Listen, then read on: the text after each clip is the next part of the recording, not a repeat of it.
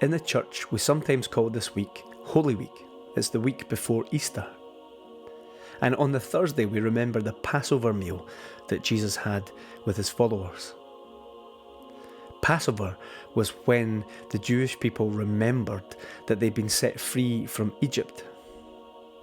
The angel of death had come and had struck down the firstborn son or male in each family or even in their animals. But those homes which were protected by the blood of a sacrificial lamb were passed over. Jesus celebrates Passover, but he also connects what has gone before with what will come the next day. As they eat the bread and drink the wine, he says, "This is my blood and my body, which is shed or broken for you. Remember me." He reimagines Passover for his friends as remembering him and how he would help them escape from their slavery to sin. There's lots of discussion about what Jesus' death on the cross means. Christians can argue about it. There are theories and theologies, which is just the study of God in the Bible. But there are theologies of what happened on the cross, different opinions, arguments even.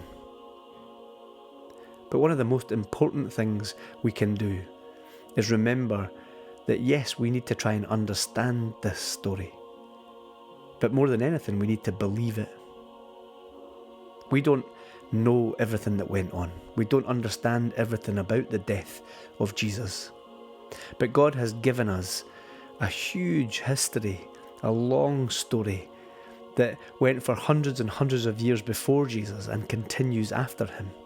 Without that bigger story, without the story of Passover, without the story of Abraham being told to sacrifice Isaac, and then at the last moment a ram being provided instead, without all of the temple sacrifices for the sin of the people, without the blood sprinkled on the altar of the temple, it's very hard to make sense of what happened and happens through Jesus.